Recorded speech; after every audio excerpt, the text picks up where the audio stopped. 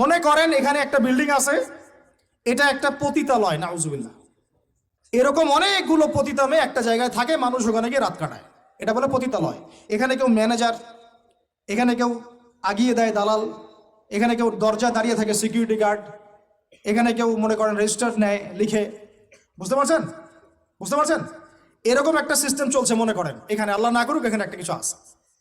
তো এখন এই প্রতিষ্ঠানে যে ব্যক্তি লিখে, এই পতিতালয়ে যে ব্যক্তি পতিতাদের লিস্ট করে, কি করে, ওই ব্যক্তি দাওয়াত করলে আপনি দাওয়াত খাবেন কিনা বলেন, আমাকে বলেন। ওই ব্যক্তি আপনাকে খাবার দাওয়াত করেছে, আপনি খাবেন কিনা? ওখানকার ম্যানেজার, যে ওটা ম্যানেজার, পতিতালয়ের ম্যানেজার, যে সে ম্যানেজ করে কার পরে কে যাবে, কার পরে কে যাবে, কাস্টমার আসলে ডিল করে, আপনি ওই ম্যানেজারের বাসায় খাবেন কিনা বলেন?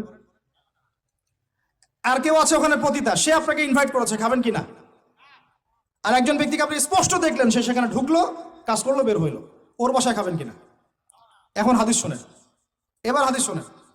নবী সাল্লাল্লাহু আলাইহি ওয়াসাল্লাম বলেছেন, বলেন সাল্লাল্লাহু আলাইহি ওয়াসাল্লাম, চার শ্রেণীর মানুষকে আমি সমানভাবে অভিশাপ করে গেলাম। আমার সাথে বলেন তো কি বললাম? আরো জোরে বলেন। চার শ্রেণীর মানুষকে আমি সমানভাবে অভিশাপ করে গেলাম। এক, যে ব্যক্তি সুদ খায়, যে ব্যক্তি, দুই, যে ব্যক্তি সুদ দেয়, তিন, যে ব্যক্তি সাক্ষী থাকে, চার, যে ব্যক্তি লিখে রাখে। আর নবীজি বলেছেন, এক দিরহাম সুদ যে খায় সে যেন 36 বার জেনা করলো। এখন বলেন, আপনি সারা জীবন পড়াশোনা করে যে জবটার পিছনে ছুটছেন, আপনার জবটা এর মধ্যে পড়ে কিনা? আমি কি বুঝাইতে পারলাম? এরপরেও যদি না বোঝেন আর কিচ্ছু বলার নাই। ছোট্ট একটা হালাল ব্যবসা করেন, ছোট্ট একটা হালাল কৃষিকাজ করেন, মাথার ঘাম পায়ে ফেলে খান, একটা বই লিখেন, বই লিখে হাদিয়া নেওয়া জায়েজ আছে, সমস্যা নাই।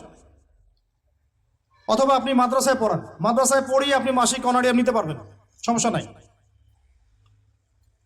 বা সরকারি কোনো জব করেন, সৎ থাকেন, দুর্নীতি করেন না, ঘুষ খায়েন না, যতটুকু সরকার দিচ্ছেন নিয়ে নেন, ব্যাস, ঠিক আছে, কোনো সমস্যা নাই। মালের যাকাত আদায় করেন, যার যার হক তাকে তাকে দেন, ইনশাল্লাহ কোনো প্রবলেম নাই। আল্লাহর দোহাই লাগে ভাই সুদের কাছে যায় না। আল্লাহর দোহাই লাগে ভাই কিসের কাছে যায় না? আমার সাথে বলেন, আমরা সুদ থেকে তওবা করতেছি। হে আল্লাহ, আমরা সুদ থেকে তওবা করছি। হে আল্লাহ, আমরা শিরক থেকে তওবা করছি। হে আল্লাহ, আমরা বেদাত থেকে তওবা করছি। আমরা হারাম খাওয়া থেকে তওবা করছি, জেনা থেকে তওবা করছি, আমরা ব্যভিচার থেকে তওবা করছি, বেনামাজি থেকে তওবা করছি, যাকাত না দেওয়া থেকে তওবা করছি, সমস্ত কবিরা গুনাহ থেকে তওবা করছি। অটল থাকতে পারবেন তো ইনশাআল্লাহ? যদি ওয়াজ এক কান দিয়ে ঢুকে আর এক কানে বের করে দেন, আমার এখানে আসাও মূল্যহীন, আপনার এখানে আসাও মূল্যহীন। এই আয়োজনের কোনো মূল্য থাকবে না।